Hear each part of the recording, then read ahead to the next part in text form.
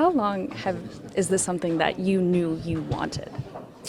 You know, I've heard it for quite some time over my years of serving on city council. People have just encouraged me to think about it. And I think now is just the right time as the mayor is leaving Detroit, as I feel that I've reached, all that I feel like I can do effectively and have impact on the council. And I just think it's such an important time in Detroit as we are rebuilding and growing Detroit that we have someone who can continue that leadership and the growth of making sure that it reaches more people in more areas. And two-shot Marlon.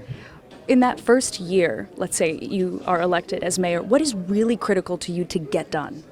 So property tax reform, structural property tax, reducing property taxes for residents and businesses, making sure that we're investing in affordable housing in a way that making sure that all incomes have access to safe quality housing, investing in more programs for home ownership and infill housing is important to me as well too. And then of course our neighborhoods. You know, I am a huge proponent of making sure that more investment is taking place in our neighborhoods, whether it be walkability, the vibrancy, our commercial corridors is extremely important to me. And then also poverty. You know, we have a lot of Detroiters that are working but are getting paid below living wages. So I really want to invest in our workforce and making sure that people are getting living wages and that we are preparing Detroiters for the high-paying jobs of the future. Yeah. Last question. Mike Duggan, of course, taking his own path, is looking to take the governor role.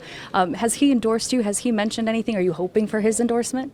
You know, we've talked, and I know that he's running his race, and we will see what happens as things progress in the race. But I'm looking forward to, continue to listen to residents and continue to move forward. Thank you. Well, I appreciate your time. Thank you. Yes. Has there been any specific lessons or things that you've learned that will you feel will help you as mayor? And you can look at me. Just always stand for something. Always stand on your values, your beliefs, and always listen, to the people of the city because they know what's best.